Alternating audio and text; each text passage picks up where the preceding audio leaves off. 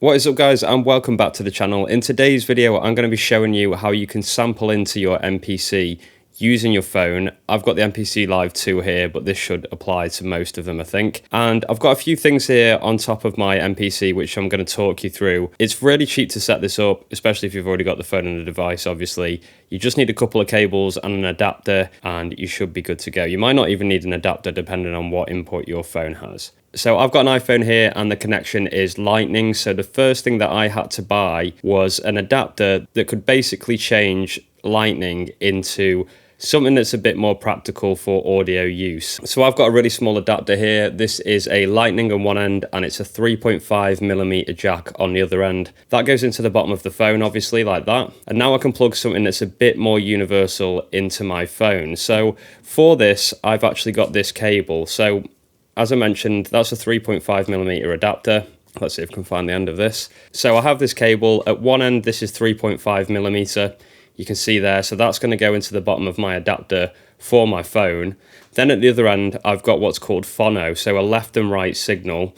My MPC Live 2 has the inputs for this. It also has the 3/4 inch jack inputs. Depending on which ones you want to use, you may have to buy these adapters, which I have here as well. You can see there two basically phono to 3/4 inch jack adapters. If I want to do the 3/4 inch jack inputs, then you just slide these on and that means that they'll work in those inputs instead. It's pretty straightforward stuff. I'm just going to stick to these for this one. It's just a little bit easier. So I don't need these adapters, but you could go ahead and get those if you wanted to. So let's get this hooked up. We connect this into the bottom of the adapter and that does depend on what phone you have. If you've got say a USB-C input, you will need a USB-C to 3.5mm adapter. Or if you've got a straight 3.5mm headphone input in your phone, you can just go directly into that with this cable. You might not even need a little adapter between. So let's plug that into the end of there. That's where that goes. And then we have these two ends and they're going to go into the back of the MPC.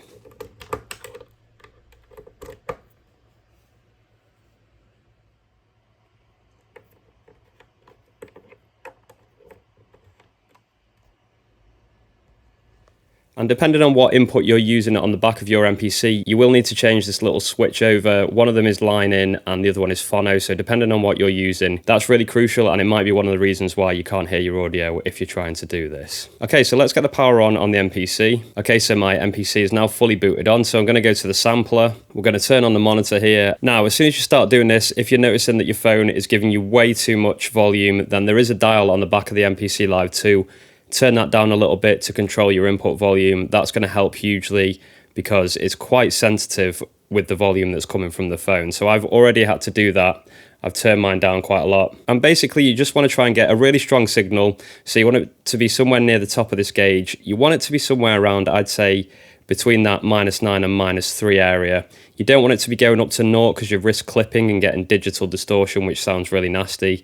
So you want a nice strong level, a nice strong signal, but definitely way above halfway. So try and aim for that -3 decibels and that should give you a very, very good signal to be working with. Then all you have to do is go into your phone and whatever sample you want to record in, you just press play on it.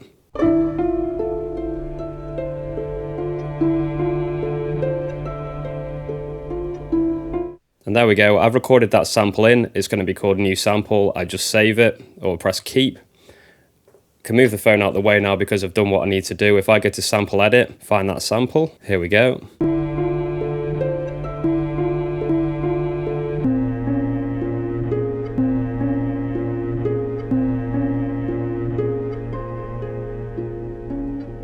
Maybe I'll normalize that just to make sure that volume is as loud as we can get it. So do that.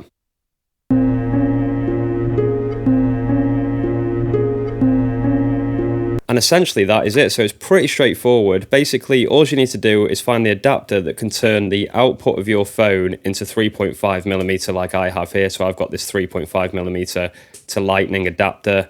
Then you just need this cable, which is 3.5mm to phono at the end. Like I mentioned, if you wanted to use the line in instead of the phonos, the thicker inputs, then you just need to buy two adapters like that. Or what you could do actually, which I didn't mention at the start of the video, you could get a cable that did 3.5mm jack to two 3/4 inch jacks at the end if you absolutely wanted to use that input. Then you just have to make sure the input on the back of the MPC is correct. You might need to play around with the level on the back as well because it is quite sensitive.